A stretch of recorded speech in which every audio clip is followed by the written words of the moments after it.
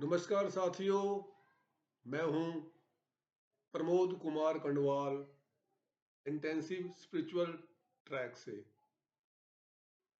मंदिर की सुरक्षा यदि भगवान करते तो महमूद गजनवी, मोहम्मद गौरी क्या हमारे मंदिरों से अरबों रुपए के हीरे मोती, सोना चांदी लूट कर ले जाते?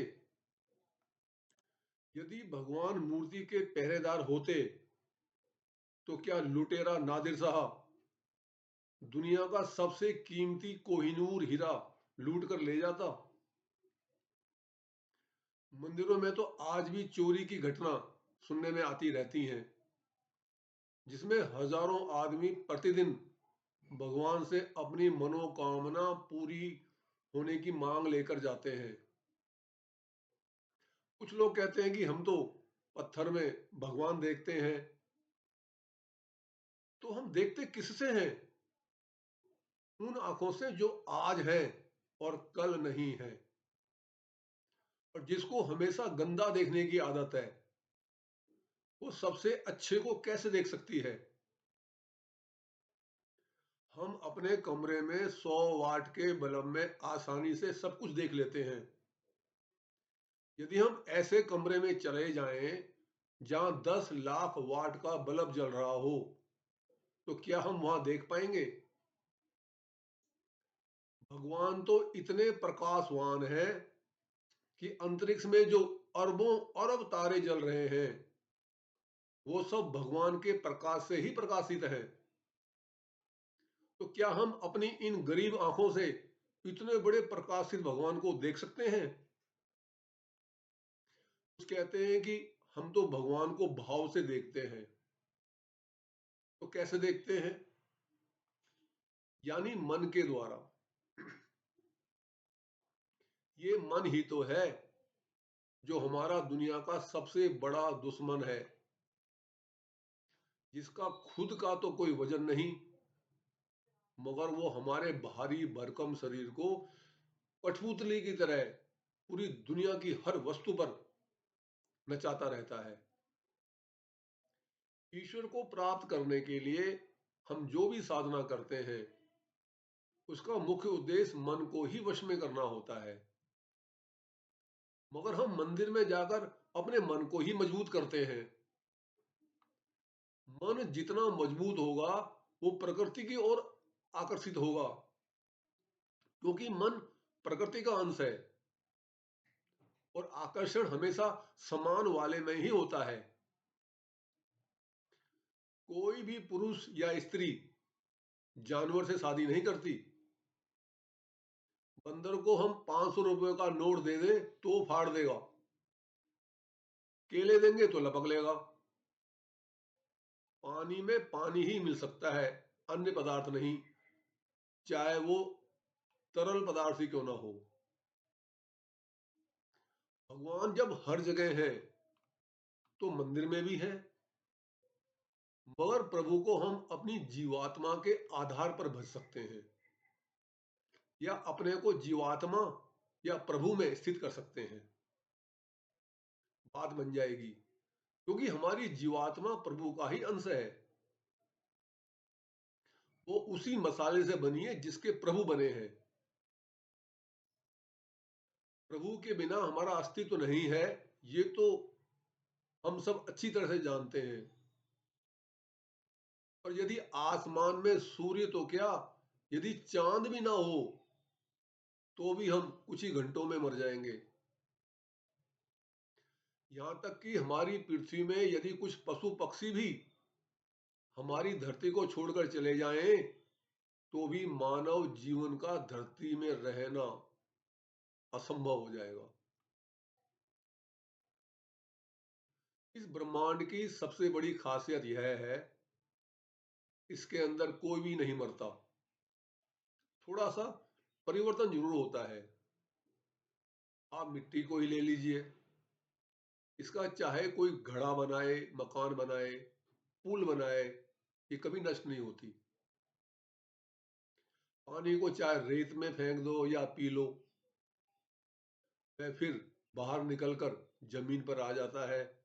और अपने घर समुद्र को खोजने लगता है। हमारा भी सिर्फ शरीर बदलता है, जीवात्मा ज्यों की त्यों रहती है। इसी प्रकार इस यूनिवर्स के अंदर या धरती के अंदर जो भी घटना घटती है या मुंह से बोला जाता है या किसी भी प्रकार की कोई भी आवाज होती है, वह वैसी की वैसी ही रहती है, क्योंकि सब वायुमंडल में ही घटती है। यदि हम चाहें कि हमारे पूर्वज पाषाण काल में कैसे रहते थे, पूरा पाषाण काल में कैसे रहते थे, कैसे मछली मारते थे, या हम रामायण और महाभारत का युद्ध देखना चाहें, इनकी सच्चाई जानना चाहें, हमने स्वतंत्रता संग्राम कैसे लड़ा, चंद्रशेखर आजाद तथा भगत सिंह ने कैसे कुर्बानी दी, या सुभाष चंद्र बोस का विमान सचमुच दुर्घटनाग्रस्त हुआ कि नहीं, या इसी प्रकार के अन्य रहस्य जो आज तक रहस्य ही बने हुए हैं, इन्हें जानना चाहें तो हमें इस यूनिवर्स में दूसरे ग्रहों में जाकर एलियन की खोज करके उनसे दोस्ती करनी होगी। मान लीजिए हम एक ऐसी मानव सभ्यता को खोजने में सफल हो गए जो हमसे 100 प्रकाश वर्ष दूर है, और हम वहां चले गए, तो हम वहां से हमारे देश में 100 वर्ष पहले हुई घटना को आराम से देख सकते हैं। हमें वहां से इधर बैलगाड़ी चलती हुई दिखेंगी, आज की कार, मोटरसाइकिल तथा हवाई जहाज नहीं। इसी प्रकार हम यदि 10,000 प्रकाश वर्ष दूर ग्रह में चले जाएं, तो हम रामायण का युद्ध भी देख सकते हैं कि श्री राम ने रावण को कैसे मारा, महाभारत में किसने किसको कैसे मारा, पितामह भीष्म कितने ताकतवर थे, या ये घटना उसमें हुई या नहीं। ऐसा हम इसलिए देख पाएंगे कि कोई भी दृश्य तब दिखाई देता है जब सूरज की रोशनी उस पर पड़ती है और वो रिफ्लेक्ट होकर हमारी आंखों पर आकर टकराती है। तो जो सभ्यता हमसे जितने वर्ष दूर होगी, वहां के मनुष्य हमारी उस घटना को उतने वर्ष के बाद देखेंगे।